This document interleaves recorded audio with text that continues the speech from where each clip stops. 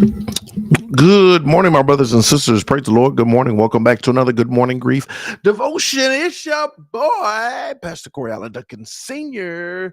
So happy and excited to be here with y'all on today as we lead you in a very special way in today's Good Morning Grief devotion. This is the daily grief devotion that is strategically designed to help you to navigate through your grief one day at a time. What is grief? I'm so glad you asked. Grief, my brothers and sisters, it is the natural, normal, and necessary response to loss, change, and transition that results in the expressions of feelings and emotions. That grief is what you feel on the inside. Mourning is how you reveal it on the outside. Therefore, we don't suppress it, but we express it. We don't ignore it, but we explore it. We don't conceal it, but we reveal it. We don't lock it up, but we let it out. And that's why we shout good morning, because morning is a good thing. And I'm so glad that you are here with us today as we lead you in a very special way in today's Good Morning Grief devotion. Today, my brothers and sisters, is day 94. Thank y'all for coming back for just a little bit more. We're going to talk about finding your new normal. Finding your new normal. Wrong slide. Isaiah 43:19 says, Behold, I'm going to do a new thing. Now it springs forth. Do you not perceive it? One thing we got to know and understand, y'all, that as we navigate through this thing called grief, that after loss, everything feels different. Everything feels different. The routines that once brought comfort now feel empty. The laughter that used to fill your home may now echo with silence. Life moves on, but it doesn't go back to the way it was. And that can be one of the hardest parts of grief. One of the hardest aspects of grief is knowing that life moves on, but it doesn't go back to the way it was.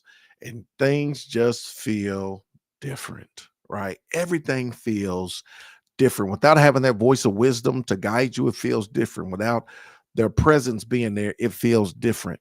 Without everything changes up, right? The holidays, the routines, and this is the main thing. It's the routines, the routines. I want y'all to get that word in your head. It's the routines. Most times you really don't even feel, well, I ain't gonna say you really don't feel the impact of it, because you do, but it's not until you get back into your routine do you really start to feel the absence, or the presence, the absence of their presence. That's what I'm trying to say. It's not till you get back to your routines. Think about it. Whether it was a tragic incident, and you rushed to the hospital, you rushed to the scene and you found them there, or whether it was maybe cancer or something that happened to where you saw them slowly drifting away, and then it finally came to the point of transition. Regardless to what happened, once it did happen, that first week or two, you are inundated with phone calls and messages, and everybody, you telling everybody, you trying to make arrangements, you going back and forth, you got to get the dress, you got to find the suit, you trying to write out the obituary, you talking on the phone to the people at the funeral home, you making arrangements, you going to see them, you come, who gonna sing, who gonna be on program, who gonna speak, making arrangements for people to come in from out of town, trying to get the repast together, who gonna fix the macaroni and cheese, who gonna break the hand. You're doing all of this stuff, right? And in your mind, yeah, they're, I know they've transitioned, I know they gone, but we gotta make these preparations to bury them. So you're busy doing all of these things. You're busy trying to get everything done. And finally, the day of the funeral comes. Have the funeral, have the ceremony, you have the repast, you cry, you laugh, all of that stuff. You leave the repast, you go home, right? And maybe even a week after that, you still getting calls and people are, hey, that funeral, something else. Hey, it's sure, I'm sure gonna miss. You trying to get the insurance together, all of this stuff.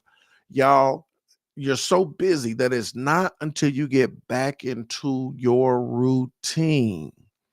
It's not until you get back into your routine does it really, really, really start to settle in, because they were somehow, some way woven into your routine, right?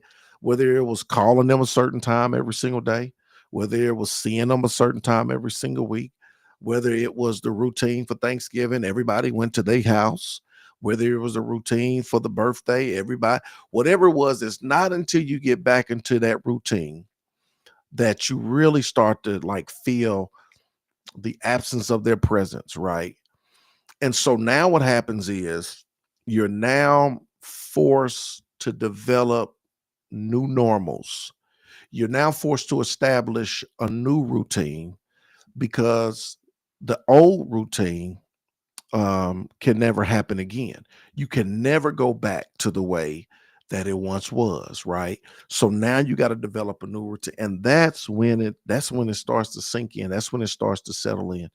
That's when um, that's when you got to devise and develop not just a mindset, but even a plan and a strategy of how do I move forward, right? How do I move on with my life without you in my life? And maybe some of you have been masterful in doing that and establishing new normals. Maybe some of you have struggled tremendously, right? But it's about establishing new normals, right? So I'm gonna read it again. After loss, everything feels different. The routines that once brought comfort now feel empty. The ones that once brought comfort, they now feel empty, right? You notice that it could be Mother's Day. Last year, oh, it brought so much comfort and joy, surrounded by my family, this, that, and the other. Then the next Mother Day, whether you lost your mother, lost a child, now that same day that brought you so much joy, it now feels empty. And it's not, don't take it there to say, well, yeah, you got three, you lost one, but you still got two. Yeah, and it's not to slight them, but it still can feel empty. You know how some people get, it makes you want to knock them upside their head. I'm not saying that I don't have a love for the ones that remain, but I'm mourning the one that lost, right? So the things that brought you so much joy now, they just feel empty. The laughter that used to fill your home now echo with silence, right? I tell Tamika all the time, like it's noise. Kids make noise, arguing, fussing, all of this stuff back and forth. And this is the thing, y'all. And I ain't gonna front, like sometimes it get on your nerves, but sometimes, y'all, it's like beautiful music, right? It's beautiful music because the alternative, right? So sometimes we got to reframe our thoughts in the way that we think, right? The way that we see stuff. Um, yeah. And so here it is. Life moves on, but it doesn't go back to the way it was. And that can be one of the hardest parts of grief. Going back to the way it was, because this is all you've known. This has been your default for so long. And now it's difficult to try to start something new. This is where the idea of a new normal begins. Not because you forget, not because you move on, but because life is reshaped by loss, right? Life is now reshaped by loss. Loss will make you reshape life and how you approach it. And even though it's different, it can still be meaningful. That's what you got to know and understand. That yes, this is different, but it can still be meaningful. Yes, it's going to take some adjusting, but we can still make this work. That yes, it may not be quite the same, but I'm telling you, things can work out in this new normal. New normals are not betrayals of the past, they are signs of survival, signs of adapting, of honoring what was while learning to live, of honoring what was while learning to live with what is. They are small steps forward, discovering new rhythms, holding all old memories close, letting God's grace meet you in every adjustment. It takes courage to live in a world that no longer looks the same, but take heart. God is not asking you to go back. He is walking with you as you step into something new. They are not betrayals of the past, right? You may think of this new normal, oh, it's a betrayal of the past. It's not a betrayal of the past.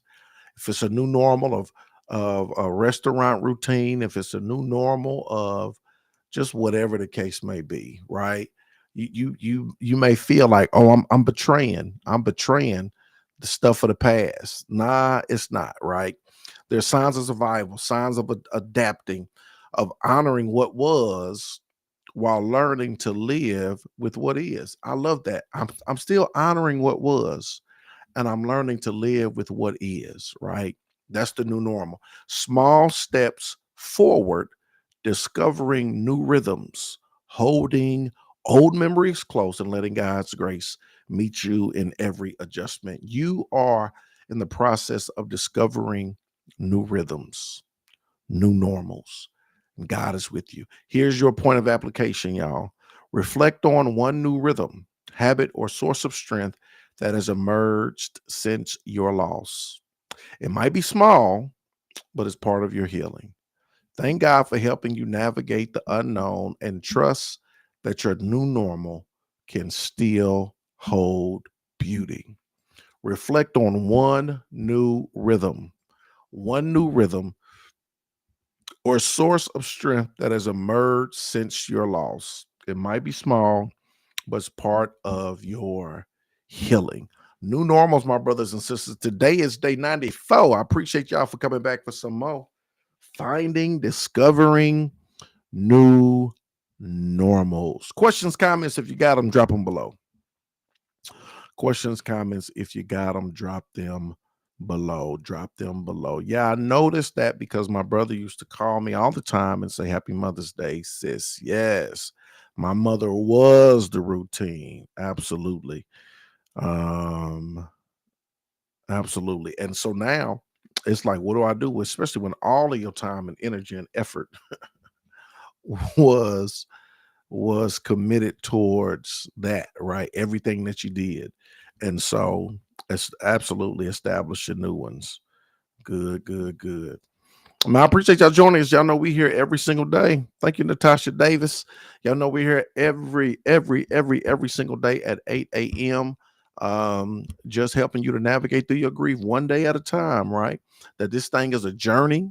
It's not a sprint, it's not a race, it's a journey. And we do it because, again, for those of you who have experienced loss, change, and transition, so many people walk with you the first week or two or three or the first month of the loss, but what's in place in an ongoing fashion to kind of help us to navigate through what we are experiencing. And so that's the whole goal. We walk with you every single day, building community, building and establishing this village, helping us to connect with one another and to walk with each other every single day. And so I'm thankful for your presence and for your continued participation. Continue to hang in there. We're going to have some stuff coming up where all of us can assemble together and participate in some various activities that I'm looking forward to. And so just keep hanging on. I appreciate y'all. I love y'all with the love of the Lord. Hope and pray y'all have a phenomenal Friday. I'm going to see y'all tomorrow, same time, same place. Let's go.